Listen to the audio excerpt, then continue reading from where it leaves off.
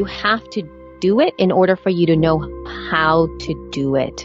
And it's something that a lot of people don't quite get about podcasting. That was Elsie Escobar, and this is Podcast Ninja.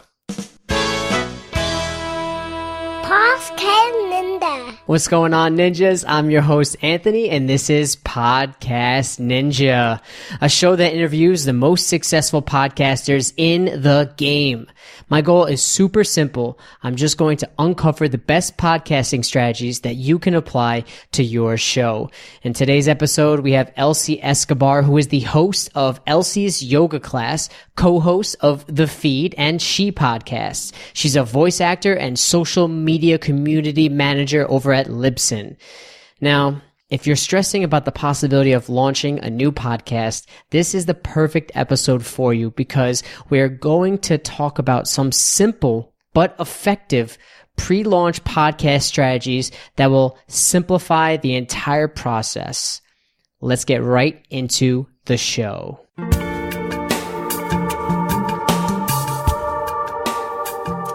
All right, I'll just bring you in. We're recording now, so welcome to the show, Elsie. How you doing? I'm well. How are you doing? I'm super excited. I'm doing pretty good. I want to kick it off just by straight up asking it kind of how you got into the podcasting space a little bit. I think that'd be a great intro to bring you in. I got into podcasting because I got an iPod. You know, those, the video iPods that came out like around, 2005, something like that. I got one for Christmas, and then I had no music because at that time I was in no way set up digitally at all. So, and I didn't really have access or to be, ripping things and putting, I didn't have that. I was like, I'm not going to do that. That's so annoying. So, but I wanted to listen to something on this new thing I just got, and I opened up iTunes, and there were these things there that were free called podcasts, and I started to listen, and, that's essentially how I got started, because I was like, what? This is the coolest thing I've ever seen in my life. And then I found out that, and then I had one of the people that you've had on the show, Rob Walsh. He had a podcast at that time, and it's kind of pod faded, but not really. It's called Podcast 411. And I used to listen to that podcast. And then I found out about all these other people who were not in quote, famous and NPR people who were doing these things so amazing. And I thought, I want to do something like that. So that's kind of the beginnings of how I started into this medium. Wow, that's super cool. I remember I had an iPod Classic in 2005, but I was just watching if you ever heard of Curb Your Enthusiasm, I was just watching reruns of that on my show. That's it. That's all I watched on my iPod, but that's really cool. Oh my gosh. You actually were listening to Rob kind of as you got into it. That's awesome. Yeah. That's really cool. And I know. So I guess you were kind of inspired then to eventually, I can't remember exactly what year you started Elsie's Yoga Class, right? That was your first podcast, or did you have others? That was my first podcast. I started that. Actually, I just had my, what is that? 2006. So my 11th year anniversary. Oh my gosh. Wow. That's what I launched in July, I think 30th or 31st, 2006 is when Elsie's Yoga Class went live for the first time. And, that was my first podcast. That's cool. And back in the day. And since then, you kind of put that in the back burner, right? You don't do any more shows, right? Because that was just live yoga classes recorded at the time? Yes, absolutely. And then, my life changed, and then all of a sudden I'm like, how am I going to change this? And I attempted to record myself with no one, me teaching with no one in my face and stuff. And that was really strange. I did that a couple of times, but I was like, this is not working for me. And I loved it so much. But at the same time, I kind of left it. I never said it's done. I just never put anything else up. Never. Which is sad, but it's, it's still there. People still listen. No, but that was cool. You don't have to be modest, but I could brag for you, but you said you have, 4 million times downloads over time over the course of those years. That's crazy. So that's a huge success, right? That's so fulfilling, doing something you love, getting some views and listens, and you have tons of reviews on there. People love it, right? So that's awesome. Yeah, it's it's got its own, it's doing its own thing. So if, it's kind of weird when people ask, or they want to know, how did you do that? How come you can do that? And even if you right now, if you go into iTunes and you search for yoga, my podcast is still going to be some of the top ones that are being in terms of search results. But I really had I don't know how to help you do that because I started in 2006. That's actually why that's happening. Yeah. And the reason I have so many ratings and reviews is because people just did, like, I never asked for them. I mean, I did a couple times in the show, but I didn't even know what I was doing. And I don't know. It just is very organic. And I think what happens too, it's evergreen content. My content happens to be like, I didn't choose the things I chose to do for any specific strategic reason. Yeah. But it ended up being well because a lot of people do my classes over and over again.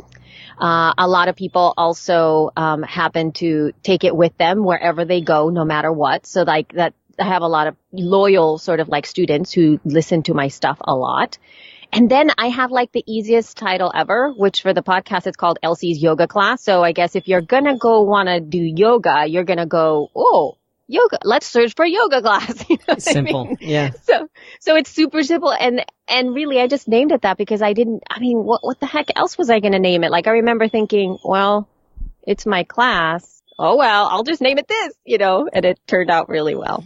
I love it. I guess, some people might be thinking, are you ever thinking about continuing that at all? Or that's kind of done, I guess, for the most part.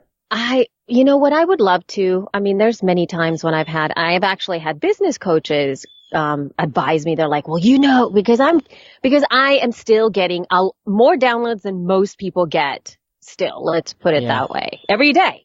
And I don't touch it. I don't promote it. My website has been abandoned now for over 3 years. I don't do anything with it. Zero. You don't monetize it, right? Or anything like that? No, I don't at all. It's just there. And so people go like, why aren't you? And it's like, in all honesty, like I would have to invest so much more time to do that show.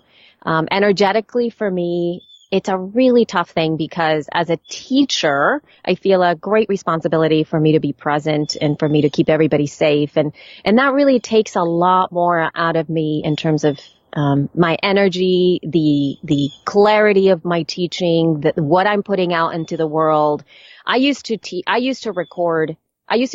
really, live classes, about 13 to 15 classes a week. Wow. And that's what I was teaching. And so what I would do is I would record anywhere from 5 to 7 classes. And then at the end of the week, I would choose the best one that was qualified for audio, because there were a lot of things where I would do a lot of teaching, but it was really visual and that wouldn't work for an audio medium. So I really had to be clear about what I did. So essentially think about it. I was doing literally 5 to 6 takes on my class. And then I would pick the best one and put it out there. And now I don't have that. I don't have that option because I'm not teaching public classes anymore. I just have privates.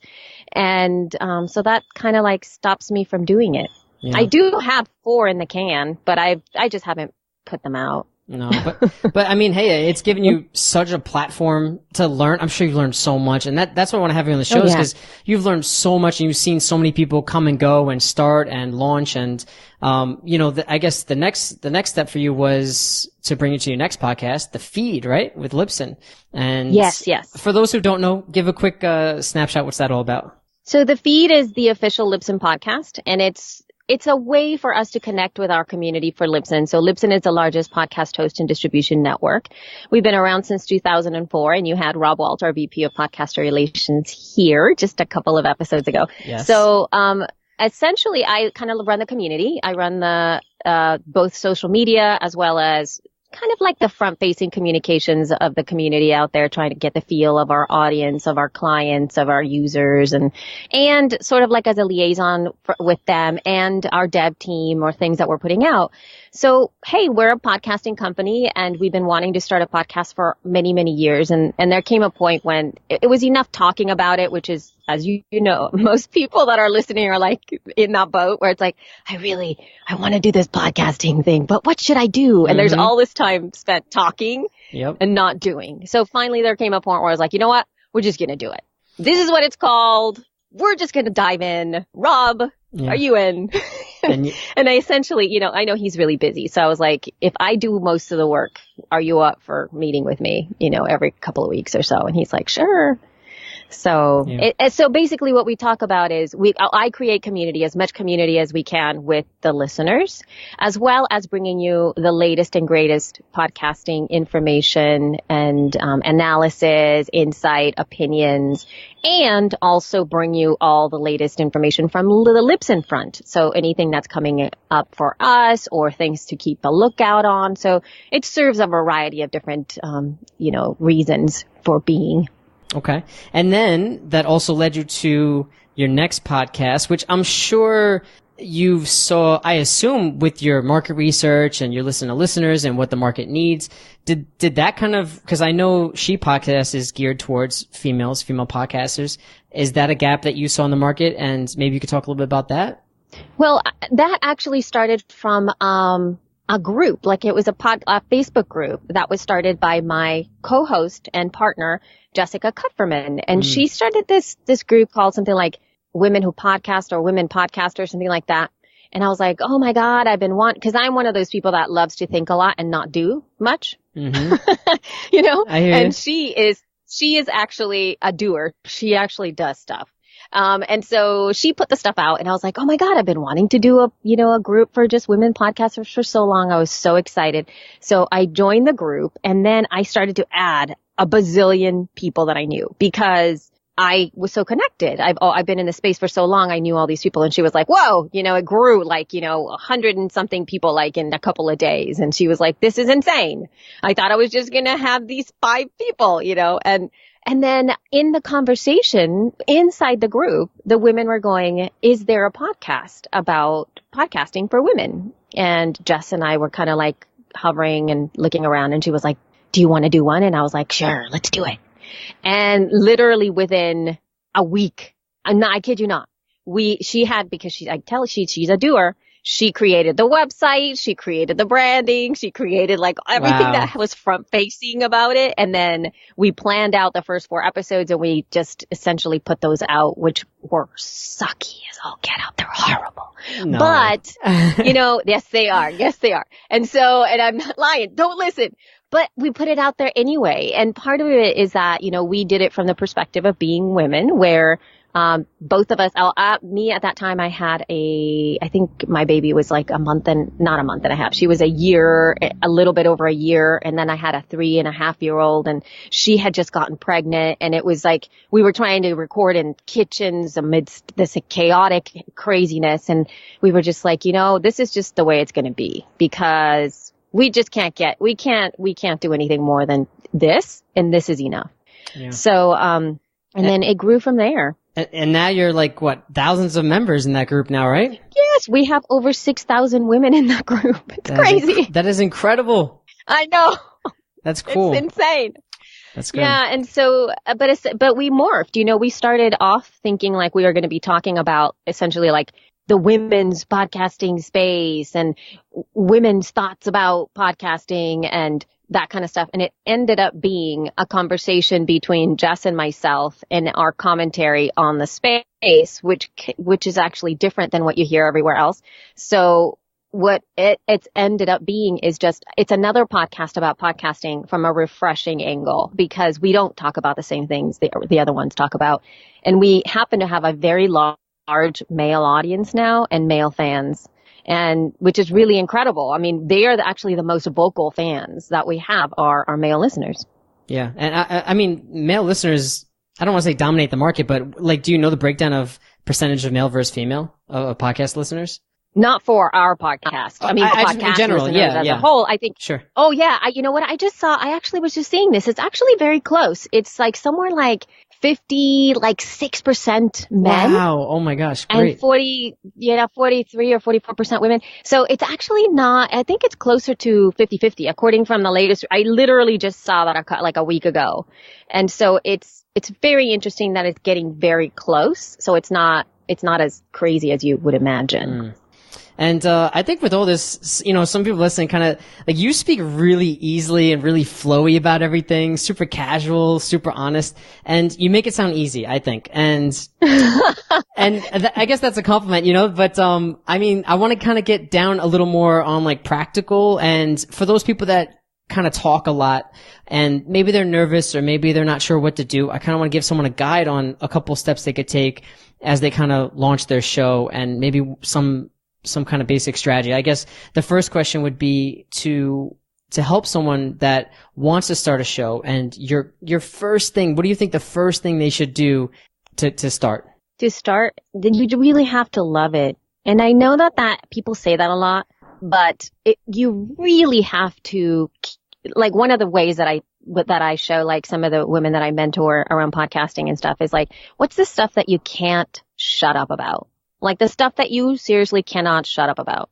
The stuff that, and that doesn't necessarily mean that you're actually talking about it, because there's a lot of time where all of this is in your head, like things that you just cannot, the thoughts that you cannot get rid of, or you're like, oh my God, why aren't they talking about this? Or there's just something that you're reading constantly about and you're obsessing about. Those are the types of things that you need to build your podcast around. And maybe the topic itself isn't the thing that's like, oh my gosh, I'm not going to be, I'm obsessed about tomatoes, but I'm not a tomato grower. Maybe I just, you know what I mean? But I think the thing that I want to bring forth is that there is a feeling that being obsessive and passionate about something brings to you. And it's something that happens to your body when you are engaged in conversations. Like, and that's one thing that people tell me all the time, that I'm really passionate, and I cannot not be so passionate. I get really fired up about stuff, and people can essentially hear it through the microphone. And I want you guys, when you're planning, to really get to a place where you can feel that in your own body. What does it feel like in your body? How is your body moving? How, what are your eyes doing? Are you moving around? What's your heart doing? And I'm not saying that to be all woo-woo and stuff. It's just that that's kind of the energy that you need to bring when you get behind the microphone. And if it's a topic that's going to make you not feel that way, or kind of in a way where you're going to be talking and going like, is this boring? If you have like that thought in your head while you're talking, it's time to really pinpoint exactly what you're going to be doing. Cause and the reason I bring that up is because there's going to be many times when the last thing you want to do is record. The last thing you want to do is edit your show or promote it or talk about it, just because we get tired. We have so many things going on in our lives. It's not just the one thing. So it's the way to prepare to not fail is to be that excited, because then you can tap into that energy when you're like, I don't know if I could put up I don't want to talk to this person right now. Then they do a solo podcast, I think. I know, right? Exactly. I can't do it.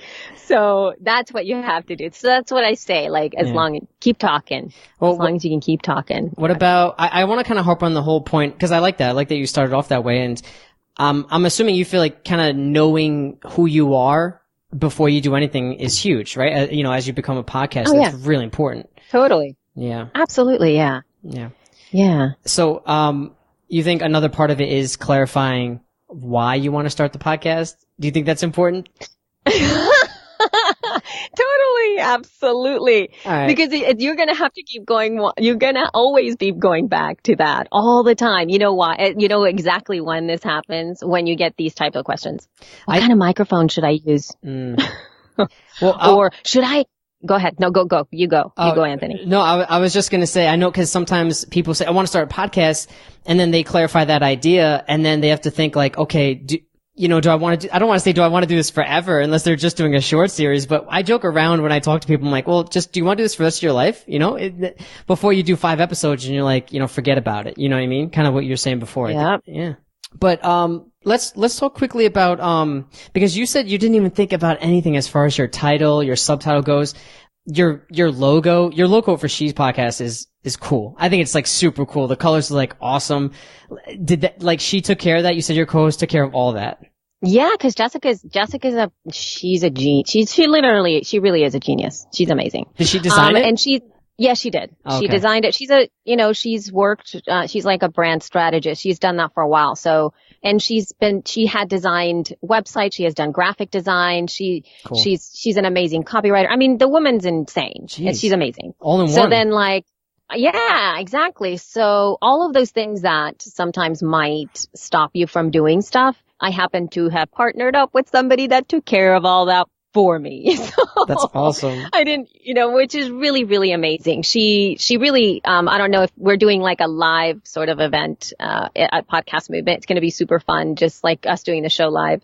And she also designed the logo for that. And it's like not the logo, but the branding for that. And I was like, that is just the coolest thing ever. How do you even do this stuff? And she does that so fast. Like, I kid you not. We were thinking like, what should it look like? And then she sent back within an hour, like all these different things.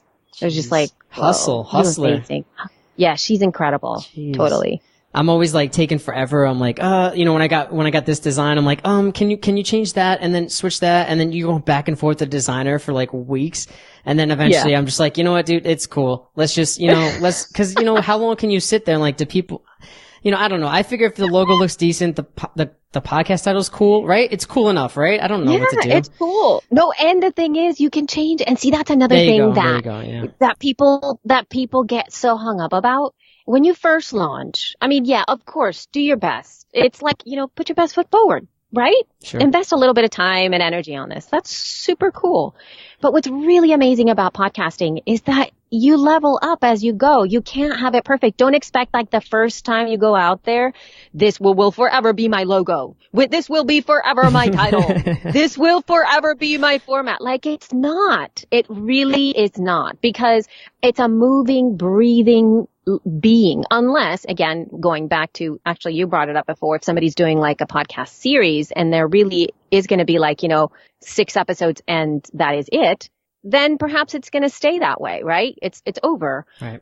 But that doesn't really happen very often, and it's okay. I mean, I would say from me being from the outside looking in, the majority of the bigger named podcasters out there that have been incredibly successful, they're not using the same stuff they launched at the beginning. A lot of them have leveled up their artwork through the past, 2-3 years. They've changed it.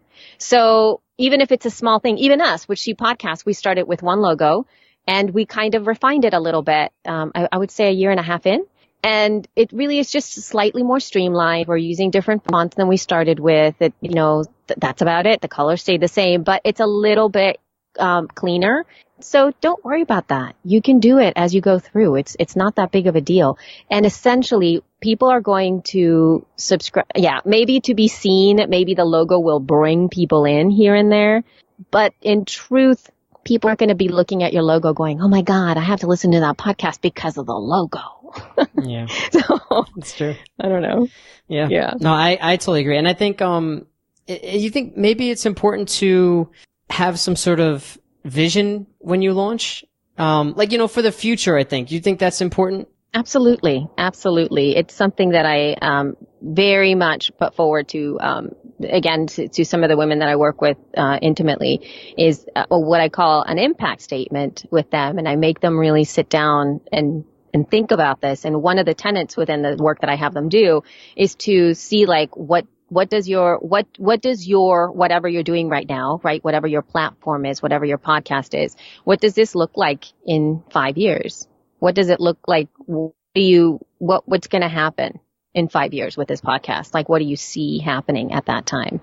And it really starts to clarify a lot of their vision, because a lot of the time we're so caught up in the moment, we don't really see what's coming forward, or even allow our minds to expand to perhaps something bigger than we envision. Maybe we do have bigger dreams and we haven't even talked about those. But if we do have those bigger dreams around the things that we're saying, we have to really start to plant the seeds now. It's, and if you want it to be a stepping stone to something else, then also what type of investment you need to do into it, right? If it's going to go away in a couple of years, then you're going to take different steps than if you are going to be here forever. It's sort of like investing in a home, right? Is this your forever home, or is this your, you're going to live here for a couple of years and then move to the home that you're really going to be in? Yeah, I totally agree. And even, before this show, I did like a private series, and that's actually how I fell in love with, because I used to do more like the back end editing side. And when I did a personal series, I found it to be so much fun. And I was like, I gotta do this, but I kind of want to do it more around myself and learn more and teach more and grow more. And I like talking to people. I remember when I wrote like one of my first blog posts on one of like my, my like travel blogs or whatever, I'm not really, a typer. I don't want to, what do you call it? Typer or texter. I love the speech, and I like how, Right. I'm sure you're the same way. I could talk all day, and I love doing that. Yeah. So, No, you have to align with it. It has to, yeah, totally. what about on the other side? What about the audience? I want to maybe help someone who's having a hard time. Like you kind of, I don't want to say got lucky, but you fell into the right network where your co-host kind of started a bit of the group, but group audience, and basically the listeners or the potential listeners demanded, right? They kind of like demanded what they wanted, but not a lot of people have that option. Do you, because I know some people like really stress growing an email list or starting a blog on their topic, or some people doing the other flip side and just never have been on social media at all, and then they launch the podcast. I guess my question is, should someone prep as far as an audience, or how can that help them define their perfect listener? One of the first things that I really focus on regardless of everything that I've done, and it's how I came into podcasting in the first place. It's how I fell in love, and like, I sort of like reverse engineer the way that I got into podcasting. One of them was being able to access the host. I emailed back and forth with Rob when I listened to his show. I also had my first sort of podcasting guru that way. I was listening to another show, and we became really great friends, and he kind of coached me in a really easy way to how to get started podcasting. I also was corresponding with another podcast that was one of the first ones that I had ever listened to, because they gave their email address on the show and they just opened up the communication. That is the power of podcasting right there. And what I have found with a lot of people is that, especially the newer people that are launching nowadays, I listen to their show, but there's no direct invitation for a conversation with them. There is lots of things like sign up for my email list so that you can get, insights and blah, blah, blah, blah. Or come to my Facebook group because you can have that's where the conversation's happening. But old school stuff, it's really great to have that access to be like, if you have any specific feedback that you have, or what do you think about this? You can email me directly at, and then you say whatever the email is, and make sure that it's in the show notes. I know that sounds like, I don't know about that, but it's the easiest thing for you to get to know your audience. And once you can create 1, 2, 3 separate relationships with specific people that listen to your show, you'll start to understand who they are, who the person is, and you can start to talk to them. And there's something that happens when you start to address them directly. And I'm not saying like, hey, Anthony, thanks so much for emailing the show, and talk to you directly, but essentially sort of like talking to them when you are recording or speaking up for them. So let's say right now you have asked me this question, but maybe you have had a direct question come to you from one of your listeners. And so when you pose that question, you in your mind know that you're doing it because you want to benefit that one question that you got.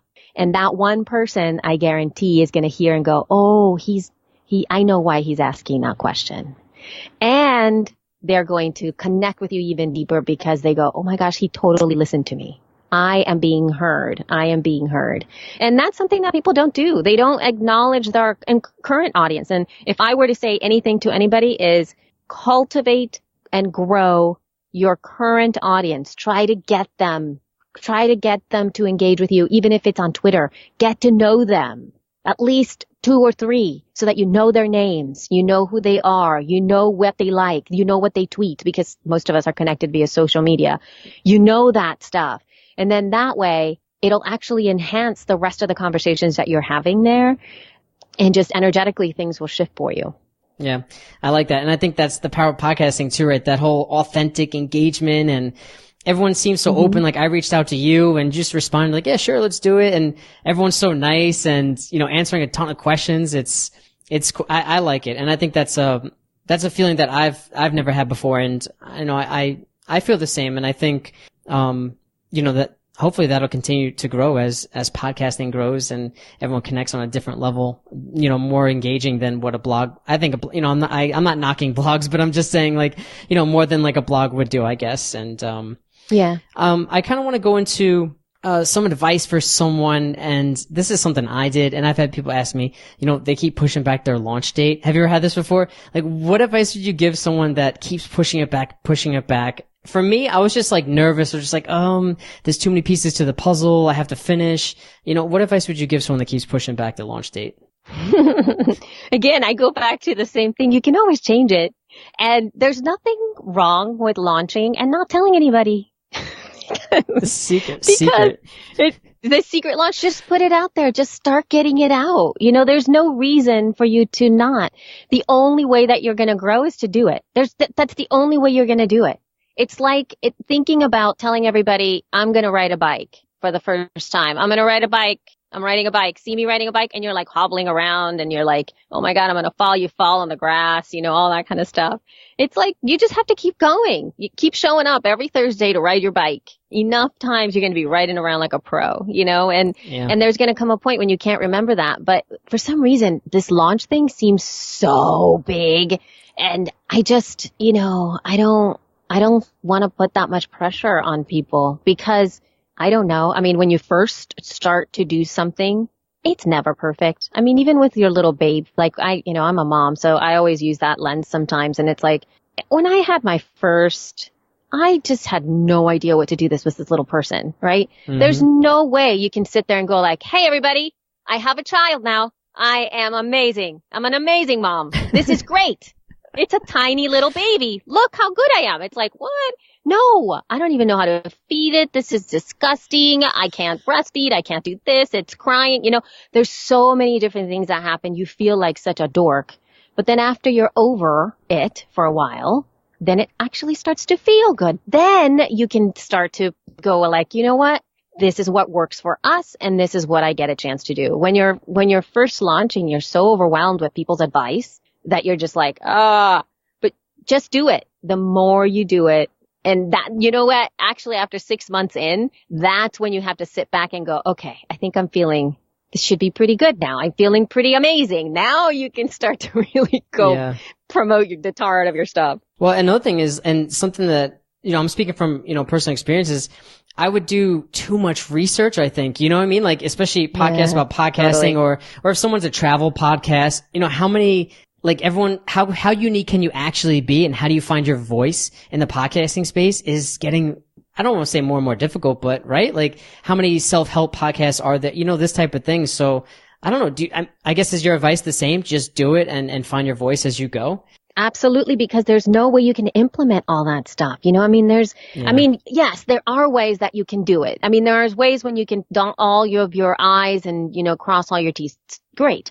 But really, you're not going to be able to discover what your conversation is. That's the most important thing. You're not going to be able to discover your conversation if you don't actually have the conversations. And by that, I'm not only talking about with people who are doing like an interview show, right? Because maybe you have a solo show and that's your thing, or maybe some other kind of hybrid. But the idea around that is that you have to do it in order for you to know how to do it. And it's something that a lot of people don't quite get about podcasting. It's a pulsing thing. You do it because it's part of your actual voice. And it takes skill to be able to have a conversation, get your points across, and not sound like a bumbling idiot. It takes a while to do that, Yeah. Especially if you want to say something like meaningful and you're like, oh my God, I have the best thought. And then you come out and you're like, because it's awesome. I love it. Great. I'm like, all right. As I'm reading the next bullet of the next question, I'm like, yeah, sure, this should be good. No, I totally agree. I think, I don't want to beat a dead horse with the conversation, but I just, I want people, and of course, something that I've personally gone through multiple times, I know a lot of people are feeling the same, and I guess, I don't know. Can you kind of like maybe just wrap it up one more time, just an overall vision? If someone wants to clarify the idea, they want to launch a podcast, what is your overall punch on, to what they should do before they launch? The first thing they have to do is to make sure that they're incredibly, aligned with what the podcast is about, that it's something that they fully believe in, because they need to absolutely have an opinion.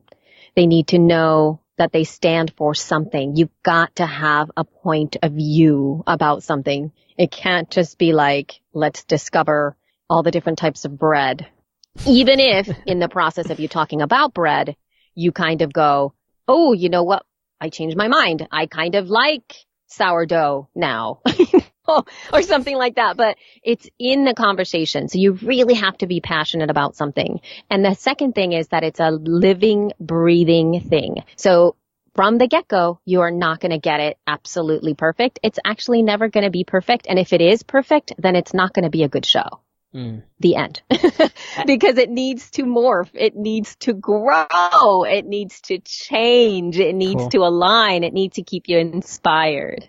I read a quote. I don't remember what it was, but it was like something like 40% or something. A podcast never launch. Is that true? Do you know the number for that? Probably. I don't know if I don't really have the number, but we do have a lot of like what Rob calls them pre-faders. And the reason we know that is because there's a lot of people who, I don't know why people do this, but I guess it's because you think you have to, but they go and they open up a Libsyn account like right away. But they don't ever launch. They just open up all the accounts and then and then they have to do their content, and it takes months. So we have people who've been paying for their accounts forever and then never launch and then forget. So it's good for us because we're getting money, but it's like, you guys, you need to like, get it going. Just get it going. Just get it going. Yeah. That's cool. Last question has nothing to do with anything we just talked about, but let's just get there. I always like to ask every guest, what are you using to record? What mic do you have? Oh my gosh. What mic? I have a Zoom H2N. It's actually what I'm recording right now. And, for those of you who are listening and you might hear little birds or cars in the background, you may or may not, because this microphone has proved to be incredible. It's a very tiny, actual audio recorder. It's a digital recorder. It's not billed as an external microphone. So it's the Zoom H2N. It's very small, incredible portable. It can record on its own, so you can record straight into it. But it also has the ability to become an external microphone. And it's what I've been using now for over 3 years. And it's amazing. There's so many different times where I'm like, oh my God, the background noise on this thing is going to be horrific.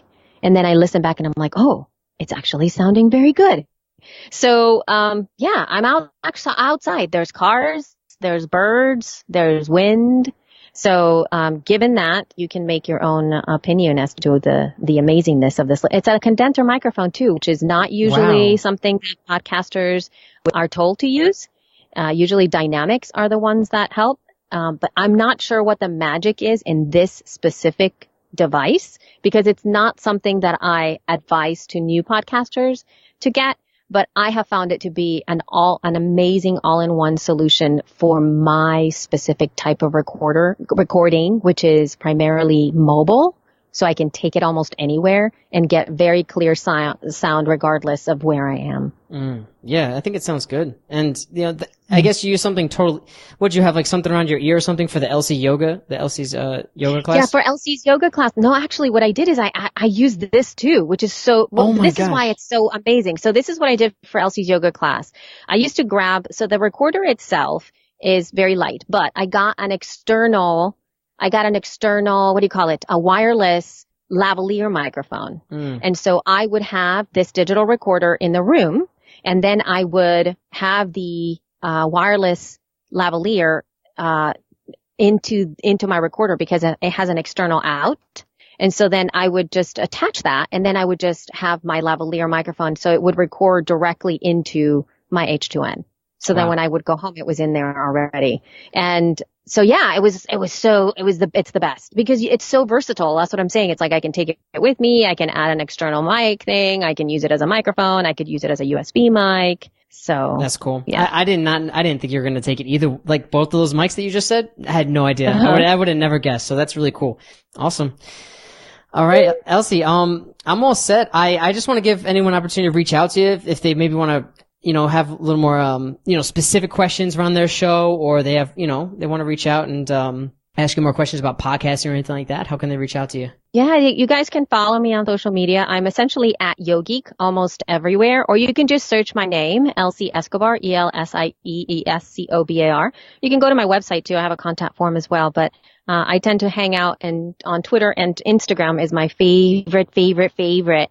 So you guys can go check that out if you want. YOGEEK. Cool. Elsie, thank you so much. Appreciate you coming on the show. I'll talk to you soon. Thank you. All right. Thank you so much. All right.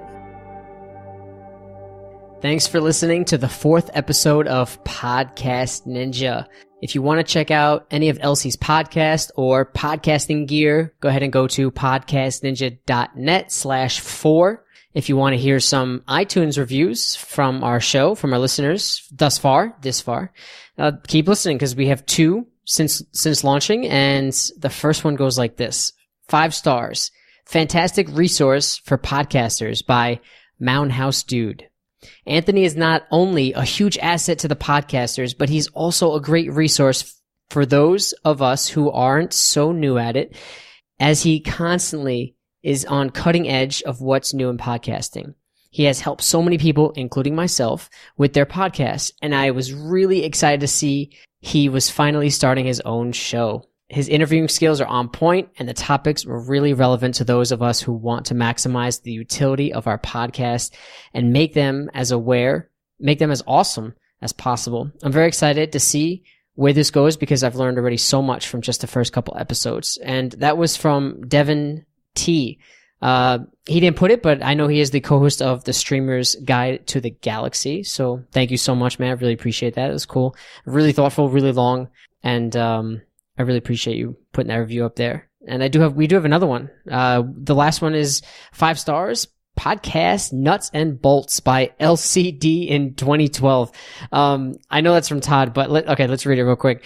Deep dive into the nuts and bolts behind what it takes to build a successful podcast show.